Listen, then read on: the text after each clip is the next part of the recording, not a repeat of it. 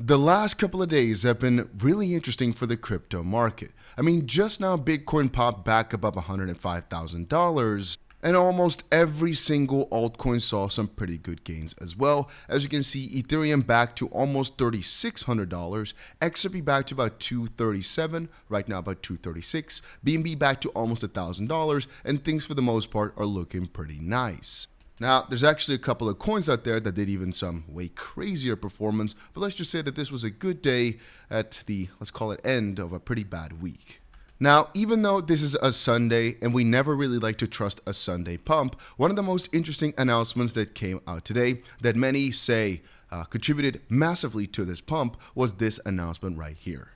President Trump says Americans will get at least a $2,000 dividend payment, excluding high-income earners. Now, this is what we saw a few years ago as well with these little bonuses that people were getting for the whole COVID situation, right? Where everybody got themselves a nice little check. And in this case here again, people will get a $2,000 dividend payment. That's pretty interesting, right? You can see this got 4.5 million views while all the other posts here were getting about 400,000. And this most likely is also what contributed massively to the pump throughout the day.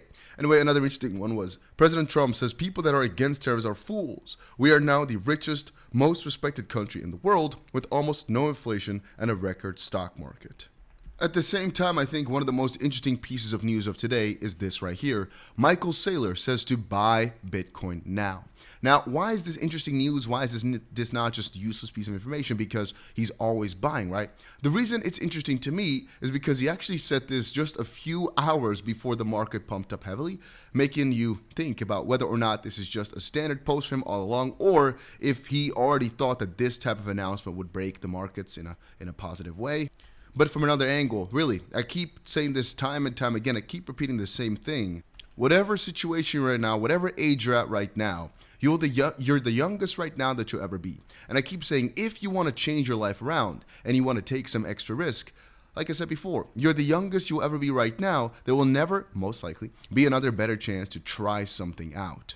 Now, of course, the younger you are, the easier it gets, and there's a few tips in there, like take excess risk, the younger that you are when you're as young as possible, because if you're 19 years old, you're 21 years old, it's a lot easier to pick back up from whatever depths you are at than if you're 37, let's say. But again, at 37, it's significantly easier than if you're 64 or 72. You get it, right? At whatever age you're watching this video at, just know that there's somebody at least 20 years older than you watching this thinking the exact same thing.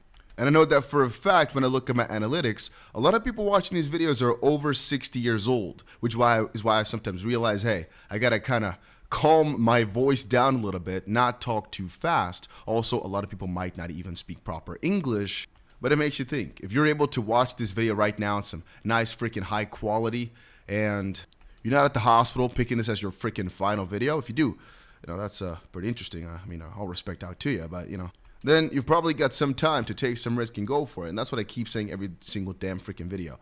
The way I see it is you either make it really freaking big or we all go down together, and I think it's worth a freaking try. Now, a couple of other tips are build a strong circle of like-minded people. They don't necessarily need to be friends, but I'd say it like this. When I started out with crypto, I was in Discord 24/7 talking with people all the time, all day, because the best way to learn is by talking with others. Network widely, try to figure out as many other people that are like-minded and just try to know as much as possible, right? Find interest and go deep if you can, if you've got the time for it, if you can make the time for it, let's call it. Read ferociously and widely about history, finance, whatever interests you, right? You don't have to pick one exact topic.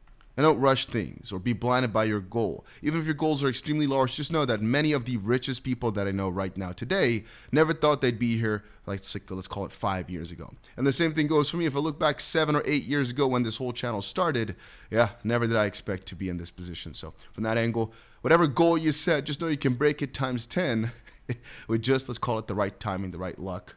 And another thing, just like we saw with this massive flash crash recently that wiped me out for millions upon millions of dollars, stay humble.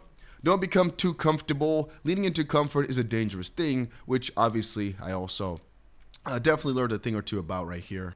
Because at the end of the day, you never know when the season ends, right? It can just happen in a freaking snap, like we saw just a few weeks ago when everything just fell to crap. But then again, I still think as of this point that is just a temporary thing. And before we move on, one of the projects I got myself into recently is called IMO. It's been gaining some pretty good traction, but the idea behind it is it's basically an RWA token that's at this point still quite unknown. I mean, as I said before, it's getting a lot more attention over the past couple of days, but still relatively unknown. But they've got some pretty massive things coming up, like some pretty juicy exchange listings and some very big news when it comes to new purchases, with the idea basically being they get more real estate, they get more income from that real estate, they buy back the token and burn it, and so hopefully by that model, the coin actually appreciates. Now, a lot of projects have tried something of this sort, and even though many of them in the end may have not made it to the top 10 of coins, that's not necessarily what I'm looking for. I'm usually looking for some smaller coins that have good potential or that are gaining traction because I'm trying to be there before the hype. I didn't actually know this before, but when I now took a look, the founder is actually a guy I know pretty well. Regardless, concept is pretty simple. Idea has a lot of growth potential, and hopefully as RWA picks up over the next couple of months, I mean, we've seen Larry Fink, the CEO of BlackRock, talk about everything being tokenized. That whole concept has, out of all the different type of buckets, I think has the highest potential, just the tokenization of real world assets or really any sort of asset. And so even though, again, you don't know which of the ones is absolutely going to pop off to the max or gain all the support out there, but one thing we do know is that it's a nice area to look into. Like I said, got myself a couple of coins recently, a past couple of days ago, and I make no guarantees, but I really hope that this one does well. Again, massive announcements coming up, so it could be cool.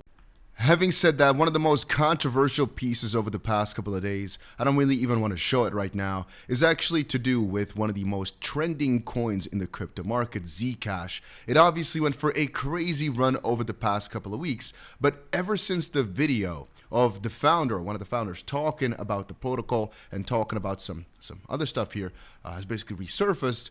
Well, some people said that this made the entire project, at least for now, collapse or stop its growth curve. I'll let you fill in your own opinions on that, but it's quite controversial, and I would say the most popular video right now in the entirety of crypto Twitter. And damn, all right, 4.5 million views.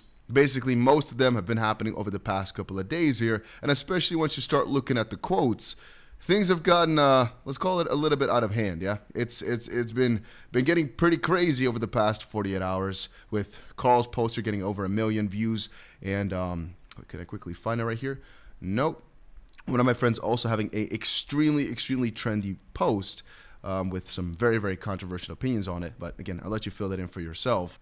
And to top it off, here's a few videos I quickly want to show you that were quite interesting as well about today. Or let's call it the past 48 hours that have come out here. A video about Eric Trump saying Bitcoin is going to $1 million, and President Trump saying we're almost at no inflation right now. Take a look at this. Late. You think it's going to hit 1 million? I saw, right? I do. Yeah, listen, it's going to be a number of years before it does, but no, I absolutely do. First of all, the biggest families want it. The biggest private wealth funds want it. Fortune 500 companies are treasuring it every single day. There's people are hoarding Bitcoin. I mean, there are major nations out there that take all their extra energy and use that to mine Bitcoin, right? And so it's becoming truly like a world-class asset. Right now, all of a sudden, you can also buy in your equity markets. You can buy it as part of ETFs. You can buy it, as part of your 401ks, your Roth IRAs. And so it's incredibly valuable. But people were saying that to me. I was telling people buy BTC at $50,000. Eric, it's too expensive. It's at 50,000. I'm gonna wait till it comes down, right? That hits 80,000 to buy Bitcoin. No, it's 80,000. It's way too expensive.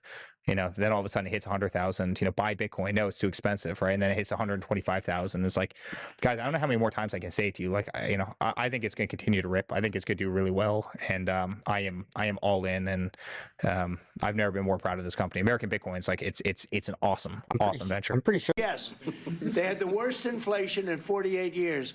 We have almost no inflation. We're down now to 2%, and we'll be at maybe 1%. You want to always stay above 1%, actually. You want a little tiny bit of inflation. We're at If I had to name any other thing, I'd say that this is it right here. President Trump saying he's not worried about the AI bubble when it comes to our AI coins. I think that's quite an interesting statement. For the most part, nothing else too important came out. Fed Governor Stephen Mayne says crypto innovation is impacting the economy. Cool. And of course, I guess the one thing that is keeping everybody awake right now is everything when it comes to the government shutdown, and Treasury Secretary Bessent warning the economic impact of the government shutdown is worsening, and they were supposed to come to a conclusion, right?